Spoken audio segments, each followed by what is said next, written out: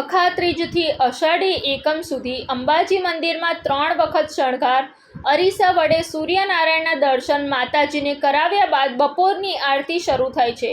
જગવિખ્યાત યાત્રાધામ અંબાજી ગુજરાત અને રાજસ્થાનની સરહદ ઉપર આવેલું છે. અંબાજી દેશના 51 શક્તિપીઠમાં આદ્ય શક્તિપીઠ તરીકે ઓળખાય છે. સૂર્યોદય અને સૂર્યાસ્તના સમયમાં ફેરફાર થવાથી અંબાજી મંદિરમાં વર્ષ દરમિયાન અલગ અલગ સમયે દર્શન સમયમાં ફેરફાર થતો હોય છે. ત્યારે અખાત્રીજથી અષાઢી એકમ સુધી અંબાજી મંદિરમાં દિવસમાં 3 વખત માતાજીના શણગાર કરવામાં આવે છે અને દિવસમાં 3 વખત આરતી કરવામાં આવે છે.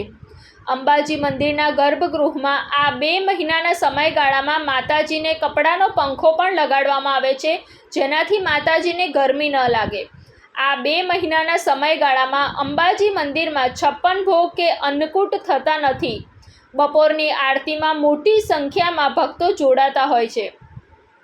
ગ્રીષ્મ ઋતુમાં માતાજીના મંદિરમાં દિવસમાં 3 વખત શણગાર કરવામાં આવે છે અને ચાચર ચોકમાં નૃત્ય મંડપ નીચે અરીસા વડે સૂર્યનારાયણનો પ્રકાશ માતાજીના વિશા યંત્ર ઉપર પાડીને બપોરની આરતી શરૂ થાય છે. અંબાજી મંદિરના ભટ્ટજી મહારાજ દ્વારા આરતી કરાય છે. બપોરે 12 વાગે સોનાની થાળીમાં માતાજીને રાજભોગ ધરાવ્યા બાદ અરીસા વડે સૂર્યનારાયણના દર્શન કરાવ્યા બાદ બપોરની આરતી શરૂ થાય છે અને આરતીમાં મોટી સંખ્યામાં ભક્તો જોડાય છે. રિપોર્ટ નરેશ ઠાકોર સાથે સંજીવ રાજપૂત, TV9 ગુજરાત, દાંતા, બનાસકાંઠા.